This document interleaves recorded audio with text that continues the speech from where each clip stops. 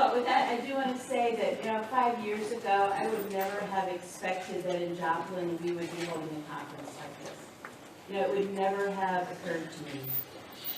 4 years ago, I would have said, we have come a long way in a year, but we have a long way to go. 3 years ago, I think I would have said, why aren't we any further along than we are? We should be faster, we should be better, we should be rebuilt. A year ago, we started to say, I can't believe that in a year it will have been 5 years. And 6 months ago, as planning started to move into high gear for this conference, we said that if we got 150 people in the room, we would be really excited. And so last week I said, wow, because there are over 325 people registered for today, and I never imagined that could happen. So, in the words of the airlines, this is an extremely cold flight. When you go to a room, you need to move to the center because there'll be other people who will be looking for a chair in some of these rooms.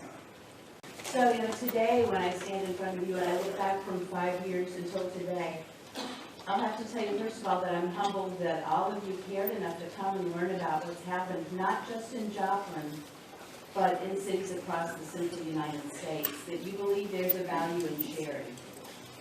It's not just Joplin's perspective that's at this meeting. There's Moore, Oklahoma, and Cedar Rapids, Iowa, and Minot, North Dakota, and Greensburg, Kansas, and Tuscaloosa, Alabama, and Kilder, Nebraska, and Bologna and Mayflower, Arkansas, and Stockton, all here to talk about what's happened in their communities.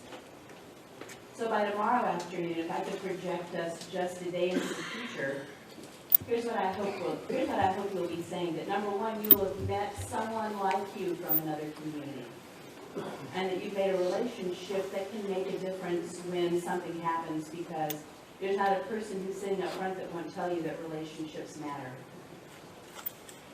Then I hope that you'll take home an idea that you can implement in your community from something that you've heard from one of us. And then lastly, I hope that what you'll learn is that there's no single prescription for disaster recovery. What suits one community doesn't necessarily suit another. Circumstances are different, demographics are different, geography is different, disasters are different. Any of you who've been around anyone from FEMA have heard the saying that every disaster is local. I've rolled my eyes at that any number of times.